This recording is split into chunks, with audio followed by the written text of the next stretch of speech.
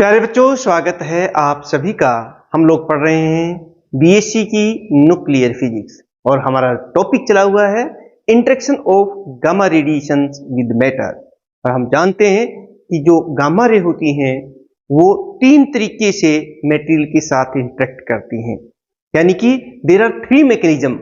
एक हमने आपको बताया था photoelectric effect, number 2 Compton effect और number 3 pair production. Photoelectric effect का जो मैकेनिज्म है वो मैंने पिछले लेक्चर में आपको डिटेल में समझा दिया, जो आपको पेपर में लिख के आना होता है। और आज हम डिस्कस करेंगे उसका जो दूसरा फिनोमिना है या दूसरा जो मैकेनिज्म है उसकी बात करेंगे, यानी कि कॉम्पटन इफेक्ट। आज हम उस सेकंड मैकेनिज्म की बात कर रहे हैं, कॉम्पटन इफेक्ट।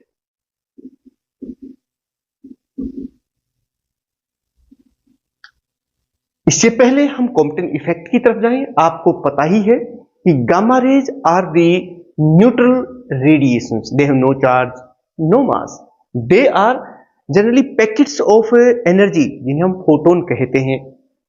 और ये इलेक्ट्रोमैग्नेटिक नेचर की होती है और इनकी पेनिट्रेटिंग पावर काफी ज्यादा होती है। तो प्यारे बच्चों, इस तरह हम देख रहे हैं कि nature of gamma rays is quite different than the alpha and beta particle. और यही कारण है कि the mechanism of interaction of gamma rays through matter is quite different than the alpha and beta rays. चलिए हम बात करते हैं कॉम्पटन इफेक्ट की। ये है क्या? देखिए, आप उसको कुछ इस तरीके से समझिए कि जैसे सपोज कीजिए ये कोई एटॉमिक इलेक्ट्रॉन है, फ्री इलेक्ट्रॉन हम इसको ले रहे हैं। क्यों लेते हैं इसका भी एक कारण है। और जब इस पर एक हाई एनर्जी फोटोन, आप जानते हैं हाई एनर्जी फोटोन का मतलब है x ray photon, gamma ray photon, ये होते हैं हाई एनर्जी फोटोन।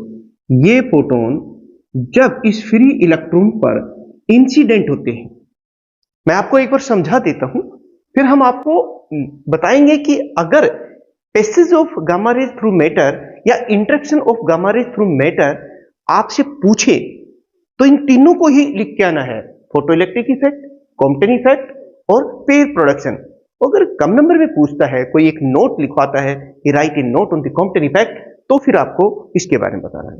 तो चलिए मैं पहले समझा रहा हूं आपको कि जब कोई फोटोन किसी फ्री इलेक्ट्रॉन पर इंसिडेंट होता है, एटॉमिक इलेक्ट्रॉन है, इसे हम फ्री इलेक्ट्रॉन इसलिए कहते हैं कि ये एटम में इसकी जो ऑर्बिट में घूम रहा है उसके साथ इसकी बाइंडिंग एनर्जी है, लेकिन इसकी जो बाइंडिंग एनर्जी है ये इस एक्सरे फोटोन की एनर्जी से बहुत ही कम है, नेग्लिजिबल है, इसलिए हम इसे फ्री ही मान लेते हैं, यानी उस बाइंडिंग एनर्जी को यहां नेग्लेक्ट कर रहे हैं। ये है डायरेक्शन ऑफ इंसिडेंस। इधर ये फोटोन आ रहा है ये, और हम जानते हैं कि जो इसकी एनर्जी होती है वो होती है E equal to h mu according to Planck's quantum theory. और वेवलेंथ भी हम जानते हैं, वेवलेंथ कितनी होती है, दो लगातार क्रिस्ट्स या फिर दो लगातार ट्रफ्स के बीच की डिस्टेंस को हम वेवलेंथ कहते हैं, ये वेवलेंथ। और ये वेवलेंथ कम है। क्लासिकली तो ये देखा गया कि जब कोई फोटोन किसी फ्री इलेक्ट्रॉन से स्कैटर होता है तो उसकी वेवलेंथ में कोई फर्क नहीं आता है, मतलब वो अनचेंज रहती है। लेकिन इन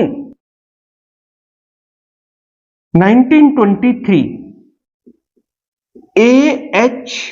कॉम्पटन, इन्होंने एक एक्सपेरिमेंट किया और उन्होंने कहा कि ऐसा नहीं है, जब ये फोटोन किसी फ्री इलेक्ट्रॉन से स्कैटर होता है तो इसकी वेवलेंथ बढ़ जाती है, यानी कि ये कुछ इस तरह से हो जाती है। ये देखिए, ये फोटोन हो गया। ये जो वेवलेंथ आप देख रहे हैं ना, ये इंक्रीज हो गई है, और इंक्रीज होके मान लो कितनी हो गई, लैम्डा डैश हो गई। आपने देखा कि वेवलेंथ इंक्रीज हो गई है। This process is called Compton effect. And ये जो वेवलेंथ में बदलाव आया है, जो चेंज हुआ है, इसे हम कॉम्पटन शिफ्ट कहेंगे। इसका बाकायदा एक फार्मूला है और वो भी हम देखेंगे कि ये जो हमारा फोटोन है ये कितने एंगल पर स्कैटर हुआ है, वो भी मैं बात बता देता हूं। और इसके साथ साथ प्यारे बच्चों, ये जो इलेक्ट्रॉन है ये भी रिकॉइल होता है, ये देखिए ये फ्री इलेक्ट्रॉन है, और ये जब इसको अपनी एनर्जी देता है तो ये भी रिकॉइल है। इस एंगल को हम थीटा कह देते हैं, और ये सारी बातें मैं अभी आपको बताऊंगा। फिलहाल हमें एक डेफिनेशन जरूर समझ में आ गई कि व्हाट इज कॉम्पटन इफेक्ट। ये देखिए, the increase in wavelength of a photon due to its scattering with the free atomic electron is called Compton effect. अब एक और बात प्यारे बच्चे, ये देखिए, एनर्जी हमने क्या बताई थी, E equal to h mu, और इसे हम एच सी बाई लेमडा, क्योंकि म्यू जो होता है सी बाई लेमडा के बराबर होता है। इसका मतलब ये हुआ कि ये देखिए कि यहां पर जो एनर्जी है वो एच म्यू डैश हो गई है। जब वेवलेंथ बढ़ेगी तो एनर्जी घटेगी। इसका मतलब है कि स्कैटरिंग से इस फोटोन की एनर्जी में कमी आ गई।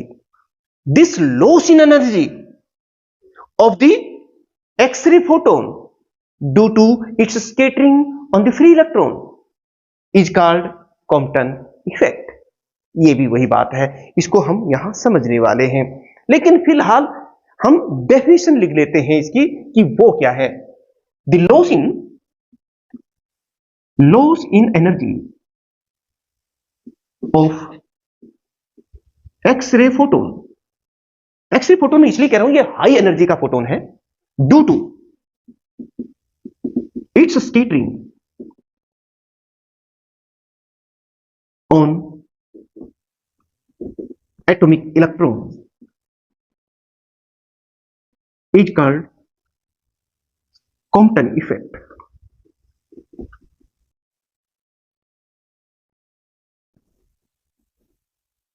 या फिर यह भी कह सकते हैं कि the change in the wavelength due to scattering on a free electron of this X ray photon is called Compton effect, and this change in wavelength is called Compton shift.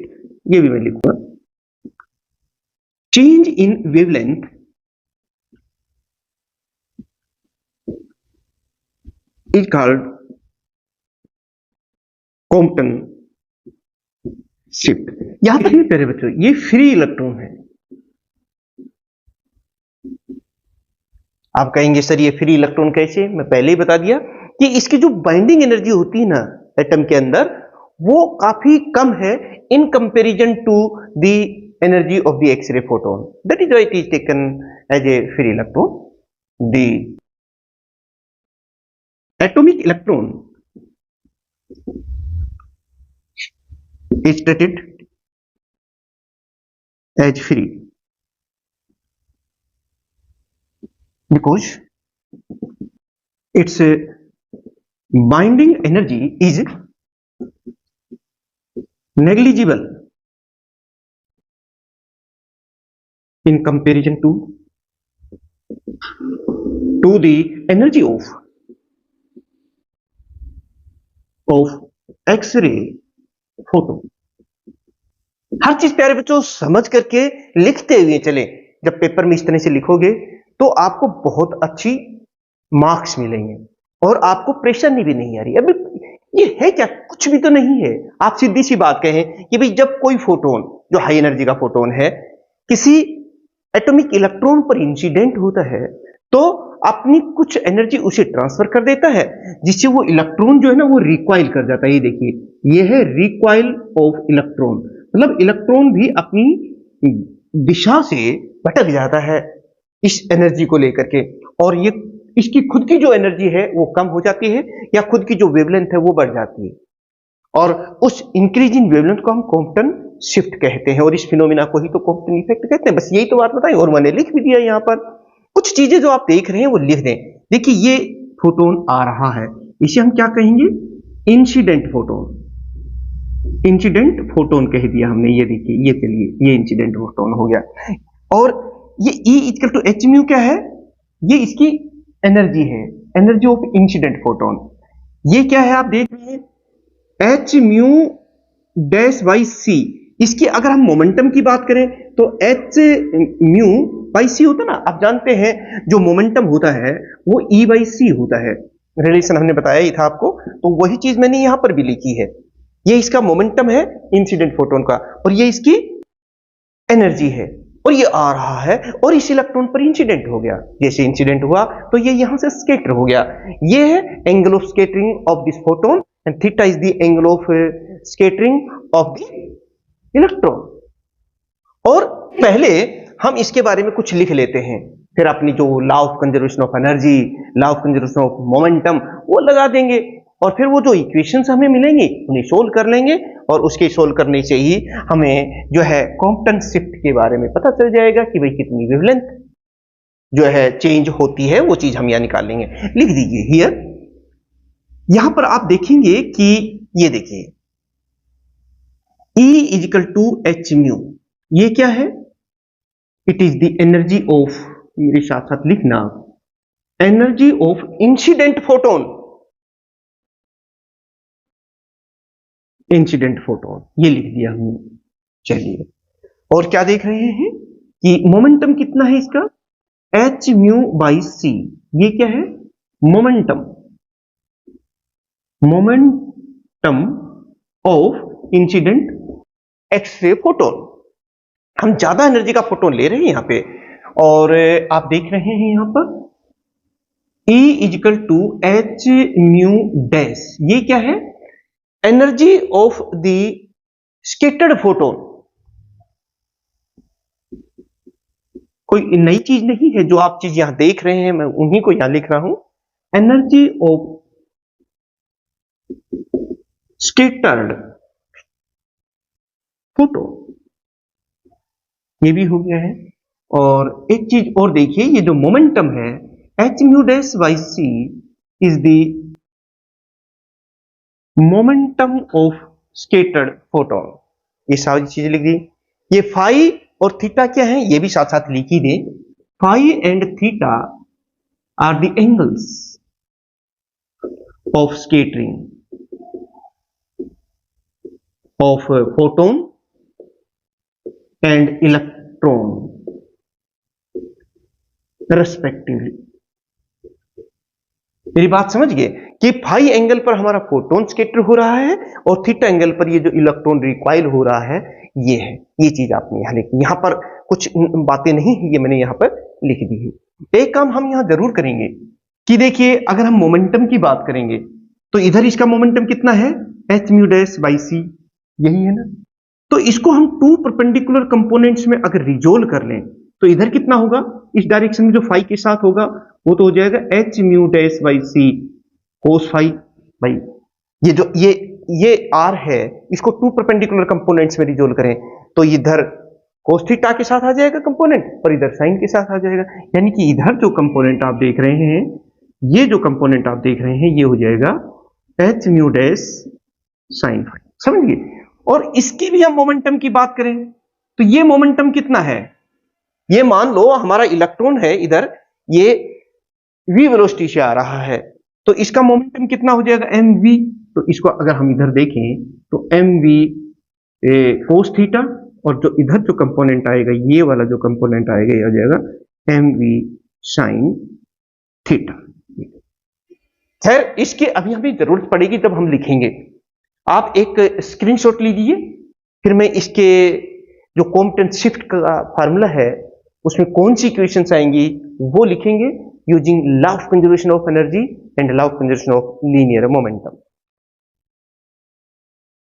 Using law of conservation of energy.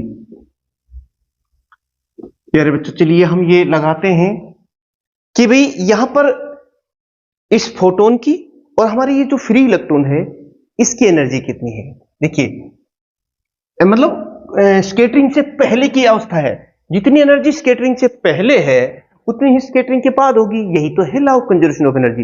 Energy can neither be created nor be destroyed. तो वही बात है, ये तो constant रहती है। तो पहले कितनी थी इसकी? ये देखिए, फोटोन की एनर्जी तो है एच म्यू जो हम लेके चले हैं, और इसकी जो एनर्जी, रेस्ट मास एनर्जी कितनी है इलेक्ट्रॉन की? वो है एम नॉट सी स्क्वायर। ये तो बिफोर स्कैटरिंग की बात हो गई। और स्कैटरिंग के बाद कितनी है?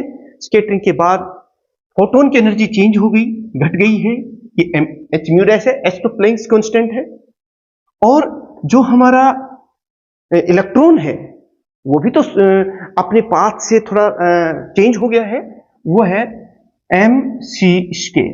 और मैं आपको बताऊं कि ये जो m है ना, ये चेंज हो गया है according to the Einstein this relation, relativity relation 1 minus v square by c square के तहत ये m है, रिलेटिविस्टिक मास है, इसको हम इक्वेशन 1 कह देते हैं। एक बात तो ये हो गई।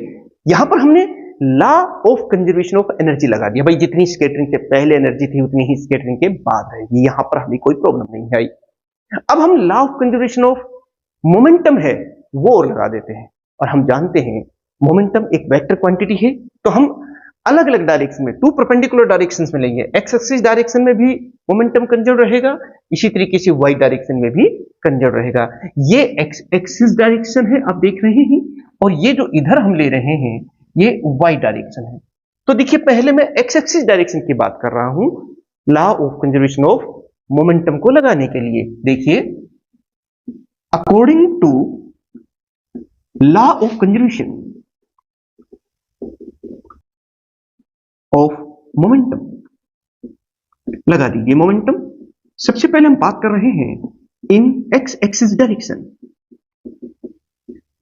एक्स एक्सिस डायरेक्शन में हम अपना law of conservation of momentum लगाते हैं। अब बताओ इसका मोमेंटम कितना है, किसका, इंसिडेंट गामा रे फोटोन का कितना है, ये है एच म्यू बाई सी, ये हो गया।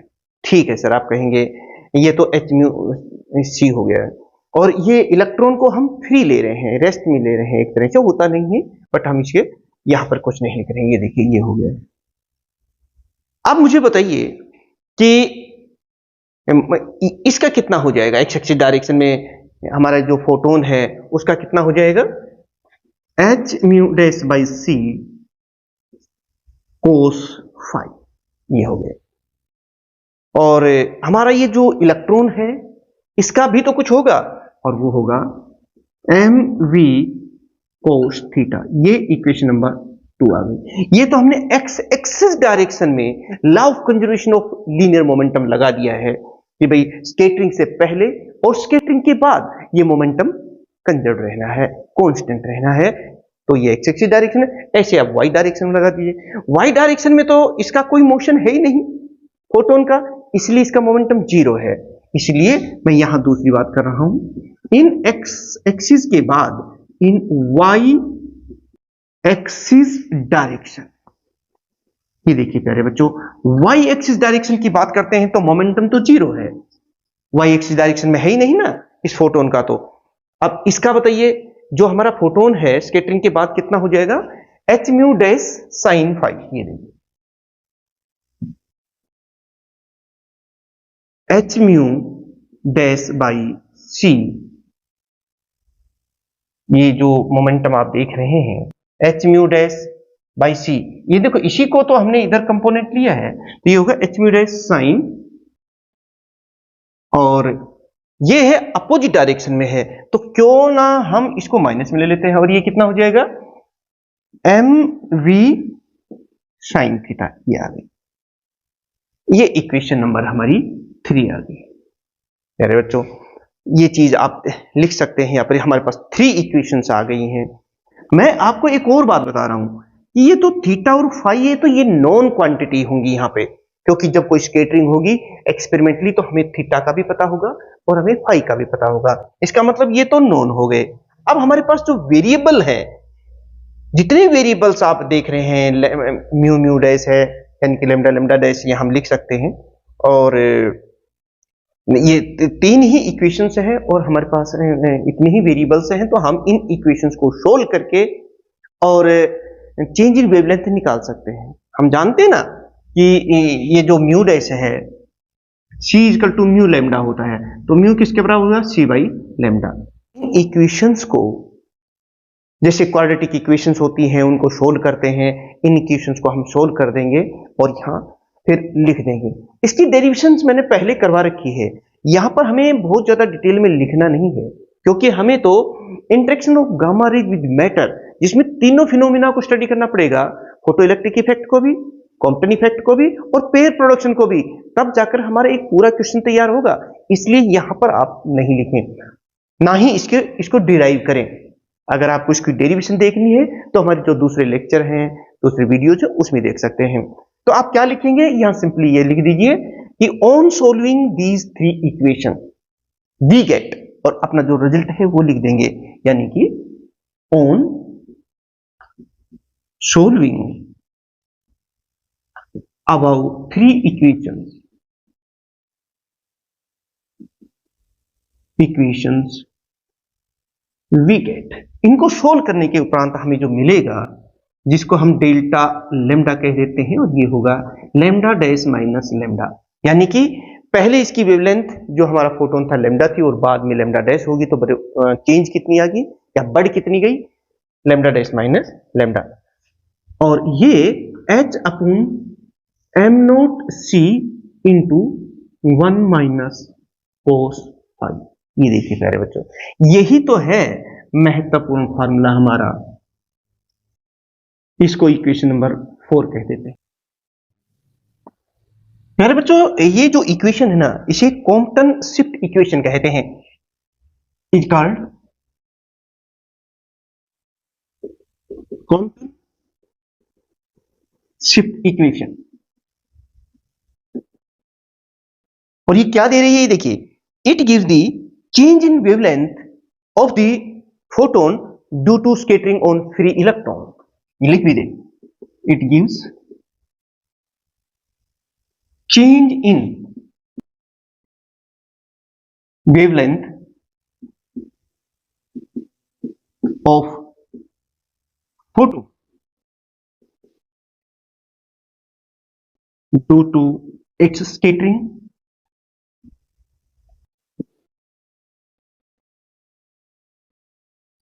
on free electron, atomic electron। And this change in wavelength को हमने पहले ही बता दिया, it is called Compton shift.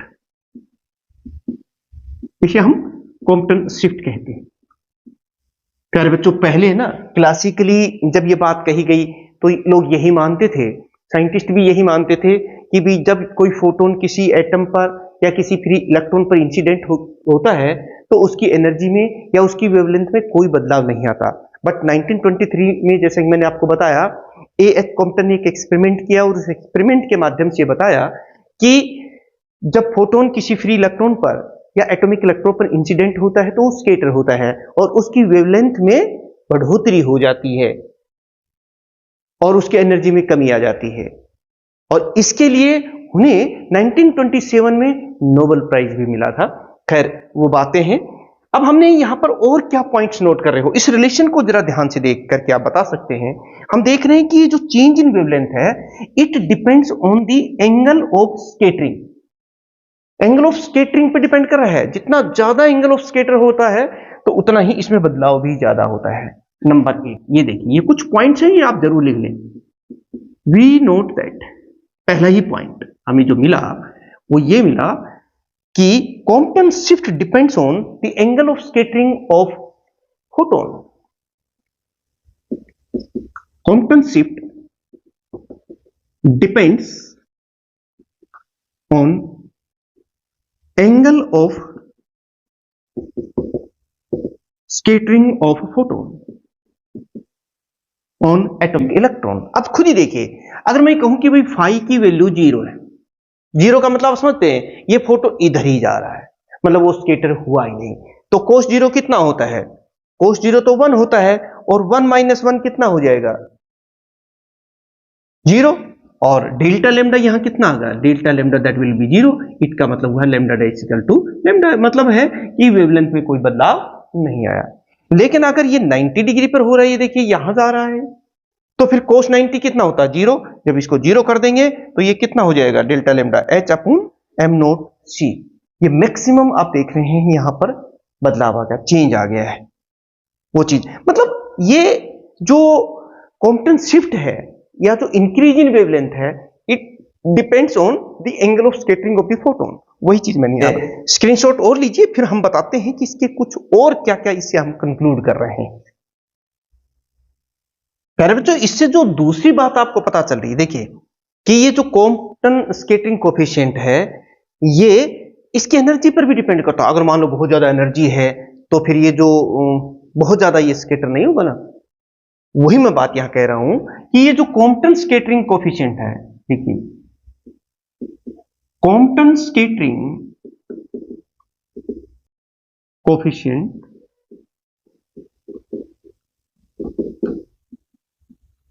पर electron decreases with increase of energy of a photon। एक पॉइंट है, एक और प्यारे बच्चों पॉइंट आप यहां से देखिए, हम देख रहे हैं कि जो कॉम्पटन क्रॉस सेक्शन है पर इलेक्ट्रॉन जो है, जब एक इलेक्ट्रॉन पर इसका वो जो इंसिडेंट होता है उसकी हम बात कर रहे हैं, it is inversely proportional to 1/h।